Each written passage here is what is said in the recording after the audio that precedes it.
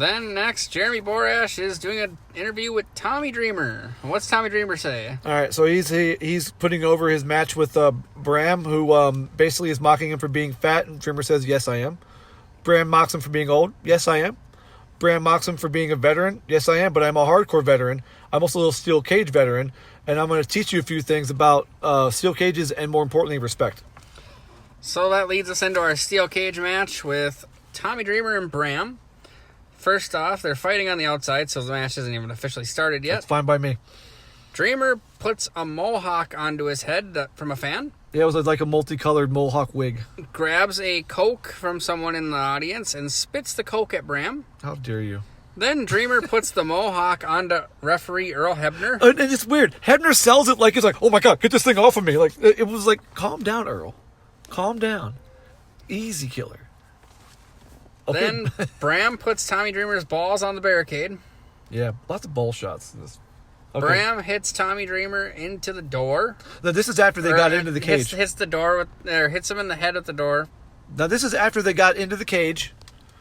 When the announcers are saying the only way to win the match is by pin submission or escape the cage. The door's still open. So like Bram goes out of the ring. Bram walks out. And then shuts the cage door on Tommy Dreamer's head, and I look at Chris and go, "Is the match over?" And the announcers say that right afterwards, and they go, "Oh, it must be pinfall or submission." Okay, thanks. I didn't take many notes on this match, so it's gonna be all you. All right. So then, after that, let's see here. Dreamer did a clothesline to Bram. Bram did a drop toe hold to Dreamer onto a chair. Dreamer kicked the chair into Bram's face. Bram was in the tree of woe at that point in time, by the way. Was that the Van Damme? Well, what did Rob Van Dam call that when he Van Daminator? So that he just said like essentially a baseball slide drop kick kind of thing. Dreamer did the side Russian leg sweep to Bram with a kendo stick. Oh, that looked good. He had him choked too. Dreamer did a DDT to Bram. There was a Dreamer ball shot to Bram. Then Bram did a ball shot to Dreamer. Reciprocate. Bram did a DDT onto a chair, and Bram won the match. Yeah. Match was a nothing match to me. It was it's nice to see Tommy Dreamer, but like I don't know what Bram gets from this match, to be honest with you. But like it's still fun to see Tommy Dreamer get all silly, because he's the innovator of violence, but he still knows how to get silly and yet still maintain his hardcore edge.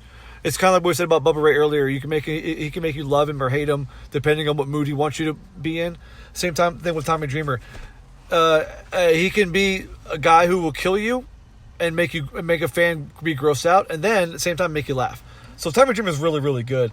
I didn't care much for this match, to be honest with you, because after the rules were after the rules were kind of like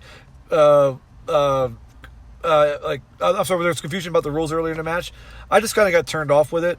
So there's some great spots with the baseball slide and I like the kendo stick with the Russian leg sweep with the kendo stick. But nothing stood out in this match for me, really. So I'm giving it a 5. Just baseline. It was just there. I gave it a 6 because also it's basic, but there was a couple of cool moves that made me give it a little bit better than that. Okay. So, yeah, that's it for that match. Yeah.